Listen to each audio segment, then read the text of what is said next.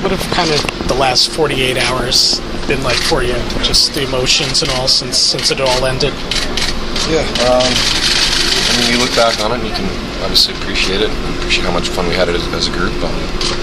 It's obviously very disappointing, but at the same time, we had a good long run and we had such a good group and had so much fun with one another, so it's nice to kind of look back and reflect on it.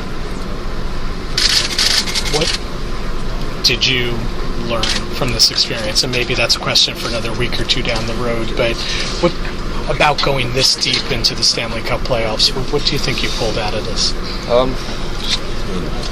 Everyone talks about how hard it is to win. I really don't think you kind of begin to fathom and understand that until you've experienced it firsthand. Each round, it's so much more difficult. And that final round, it's not easy. It's talked about a lot, but it's something you really kind of have to experience firsthand.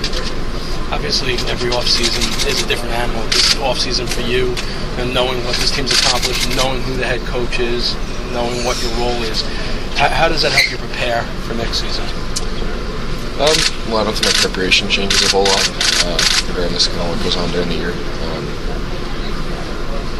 If anything, it just kind of makes me more excited to come back and get going again, but always excited. So. With how short this off-season is, does that change how you kind of your off-season plan at all? No. I mean, most guys don't start skating until after the 4th of July anyways, right? So I'll just probably be back on the ice a little sooner than normal. Nothing really changes. Is there anything specifically you want to work on in the off-season? Does that change having gone through the season?